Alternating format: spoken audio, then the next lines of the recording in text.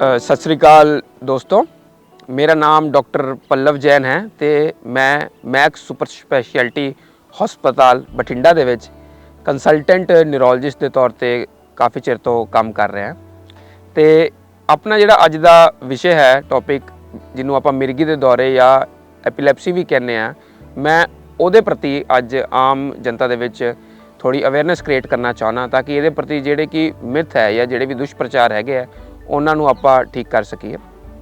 ਤੇ ਸਭ ਤੋਂ ਪਹਿਲਾਂ ਮੈਂ ਦੱਸਣਾ ਚਾਹੂੰਗਾ ਵੀ ਮਿਰਗੀ ਹੁੰਦੀ ਕੀ ਹੈ।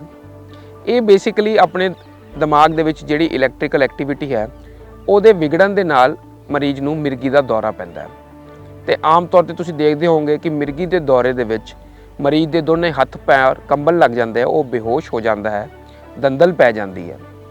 ਹੋਰ ਤਰ੍ਹਾਂ ਦੇ ਵੀ ਕਈ ਮਿਰਗੀ ਦੇ ਦੌਰੇ ਹੁੰਦੇ, ਜਿਵੇਂ ਇੱਕੋ ਦਮ ਮਰੀਜ਼ ਦਾ ਸੁੰਨ ਹੋ ਜਾਣਾ, ਬੇਹੋਸ਼ ਹੋ ਜਾਣਾ, ਉਹਨੂੰ ਅਵੇਅਰਨੈਸ ਨਾ ਰਹਿਣੀ ਤੇ ਇੱਕੋ ਦਮ ਮਰੀਜ਼ ਦਾ ਡਿੱਗ ਜਾਣਾ ਜਾਂ ਹੱਥਾਂ ਦਾ ਝਟਕਾ ਲੱਗਣਾ, ਇਹ ਵੀ ਮਿਰਗੀ ਦੇ ਦੌਰਿਆਂ ਦੇ ਵਿੱਚ ਹੀ ਆਉਂਦਾ ਹੈ। ਹੁਣ ਕਈ ਲੋਕਾਂ ਦੇ ਵਿੱਚ ਖਿਆਲ ਹੁੰਦਾ ਵੀ ਇਹ ਮਿਰਗੀ ਦੇ ਦੌਰੇ ਹੁੰਦੇ ਕਾਹਨੂੰ ਹੈ ਜਾਂ ਆਉਂਦੇ ਕਿਉਂ ਹੈ।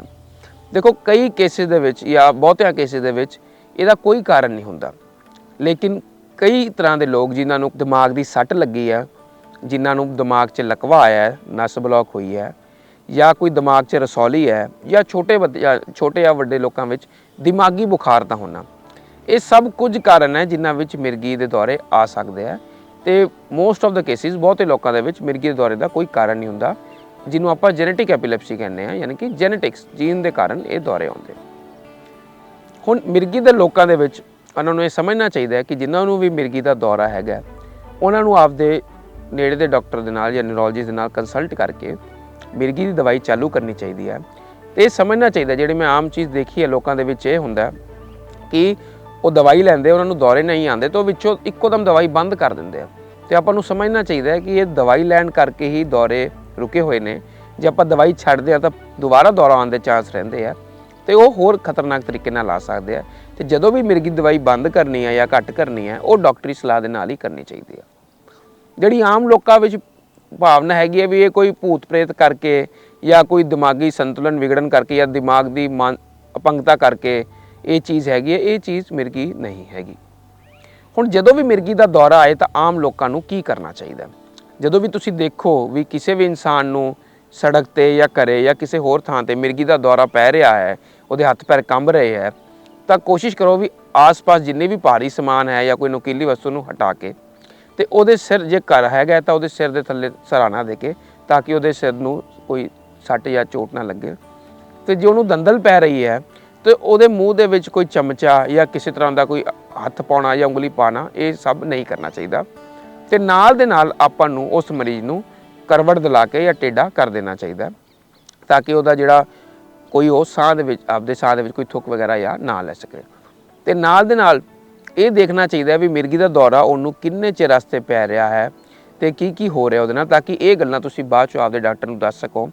ਤੇ ਨਾਲ ਦੀ ਨਾਲ ਕਿਸੇ ਐਂਬੂਲੈਂਸ ਨੂੰ ਕਾਲ ਕਰਕੇ ਉਹਨੂੰ ਨਾਲ ਦੇ ਨਜ਼ਦੀਕੀ ਹਸਪਤਾਲ 'ਚ ਲੈ ਕੇ ਜਾਣਾ ਚਾਹੀਦਾ। ਕਿਸੇ ਵੀ ਤਰ੍ਹਾਂ ਦਾ ਉਹਨੂੰ ਘੁੱਟ ਕੇ ਫੜਨਾ ਜਾਂ ਹੋਰ ਇਸ ਤਰ੍ਹਾਂ ਦੀ ਚੀਜ਼ ਨਹੀਂ ਕਰਨੀ ਚਾਹੀਦੀ।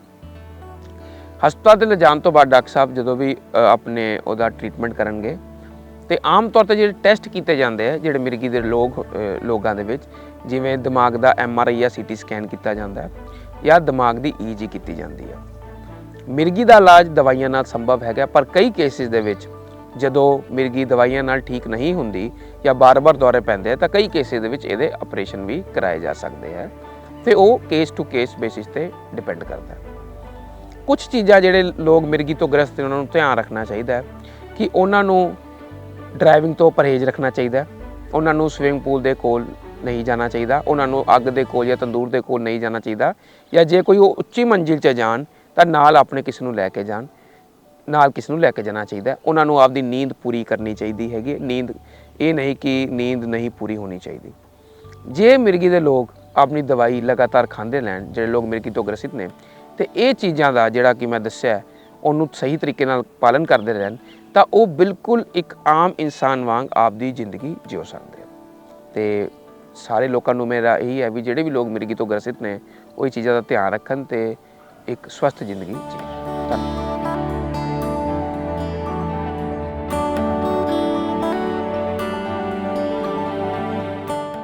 subscribe to our YouTube channel and press the bell icon to get the latest healthcare updates.